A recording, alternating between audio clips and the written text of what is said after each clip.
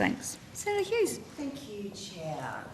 If I can just refer you back to a speech that was given by Minister Bowen on 24th September 2022 at the Centre for Strategic and International Studies in Washington, DC. Minister Bowen said that Australia would need to install 22,500 watt solar panels every day and 40 wind turbines every month to reach its 82% renewable target by 2030. So it's been 241 days since Minister Bowen made this announcement. This means we should have had 5,302,000 solar panels installed and more than 320 wind turbines built.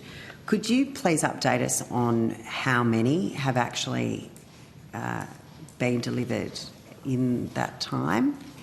Thanks, Senator Hughes. I'll get Mr Duggan to answer some of your questions. I will note, Chair, that these matters are actually in the energy part of the portfolio, but the Secretary and I have just had a discussion about the approach we might take to this, and I think we would be, with the committee's agreement, and if it is acceptable to you and others, we would be happy to answer questions both in relation to climate change and adaptation and energy in the period that we have allocated.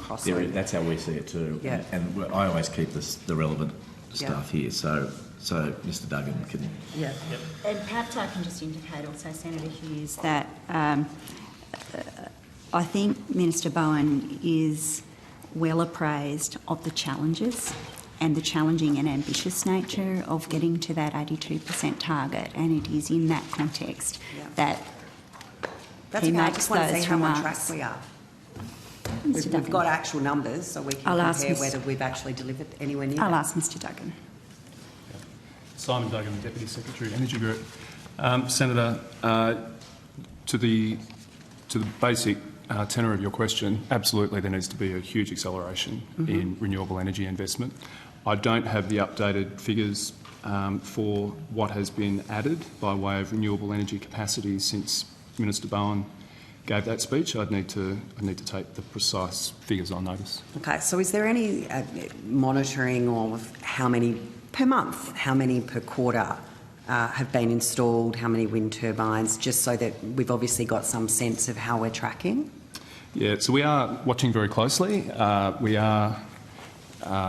Basically, we rely very much on the monitoring and tracking of the market bodies in this regard. So the Australian Energy Market Operator pays close attention, and they typically the key document that they use to update the public on that is an annual document through their updates to the Integrated System Plan, and they're currently in the process of doing that at the moment. So I have information as to generation capacity as at the last time they produced that report last year, but I don't have sort of day-by-day, week-by-week information in front of me, Senator. Yeah, because I mean, if we're not on track, that number of 22,000 per day is going to significantly increase as we go forward, because that was 214 days ago we needed 22,000 per day. If you can take that on notice to get whatever information you have with regards to where we are, and obviously make sure that this committee receives a copy once that report is finalised, so that we can see what number have actually been installed. With regards to the